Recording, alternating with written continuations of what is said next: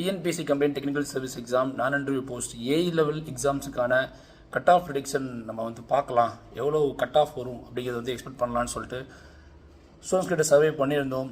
102 response பக்கமாக வந்திருக்கு. இது போக இன்னும் சில இடங்கள்லையுமே வந்து பார்த்திங்கன்னா சர்வே எடுத்திருக்காங்க.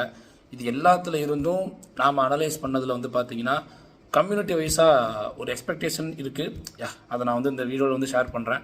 ஃபஸ்ட்டு வந்து பிசி கம்யூனிட்டிக்கு வந்து பார்த்தீங்கன்னா 170+ இருந்துச்சு அப்படின்னா சேஃபான ஏரியாவாக இருக்கலாம். ஓகே, எனக்கு வந்த டேட்டா வச்சு நான் சொல்கிறேன். எம்பிசிக்கு பார்த்தீங்கன்னா 160+.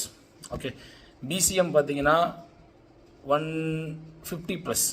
And BC SC SCA ST இதுக்கெலாம் வந்து பார்த்தீங்கன்னா இந்த கம்யூனிட்டிக்கு ஒரு 140+ இருந்துச்சு அப்படின்னா சேஃப் ஏரியாவாக இருக்கலாம். ஓகேங்களா, இது எல்லாமே இருக்கலாம். ஏன் நான் அப்படி சொல்கிறேன் அப்படின்னா நம்மக்கிட்ட ஃபுல் டேட்டா வரல. ஓகே, நமக்கு கொடுக்கப்பட்ட டேட்டாவில் இருந்து தான் நம்ம வந்து இதை ப்ரெடிக்ஷன் வந்து சொல்கிறோம்.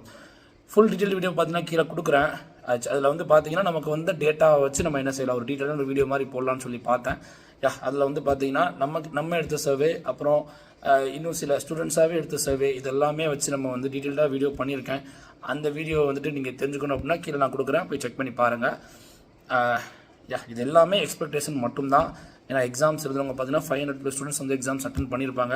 நம்ம கிட்ட இருக்கிற டேட்டா பார்த்தீங்கன்னா 300 ஸ்டூடெண்ட்ஸ்க்கான டேட்டா தான் இருக்குது. ஓகேங்களா, ஸோ அதையுமே கவனத்தில் வச்சுக்கணும். ஸோ இதுதான் நம்ம எக்ஸ்பெக்ட் பண்ணுறது.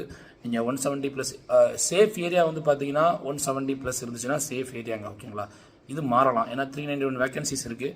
அண்டு கொஷின் ஈஸி தான். கொஷின் வந்து கம்பேரிட்டிவ்லி ஈஸி தான். ஓகே, உங்களுக்கு வந்து கொஷின் கஷ்டம் கிடையாது, கொஷின் ஈஸி தான். கோவப்படாதீங்க, கொஸ்டின் ஈஸின்னு ஒன்று என்ன சார் கொஸ்டின் ஈஸின்னு சொல்கிறீங்க, கம்பேரிட்டிவ்லி ஈஸி தான். ஓகே, உங்களுக்கு வந்து ப்ராப்ளம்ஸ்லாம் ரொம்ப ஸ்ட்ராங்காலாம் இல்லை, நிறைய தியரி பேஸ்ட் கொஸ்டின் தான் வந்திருக்கு. ஓகேங்களா, ஓகே, நம்ம டீட்டெயில் வீடியோவில் பார்க்கலாம்.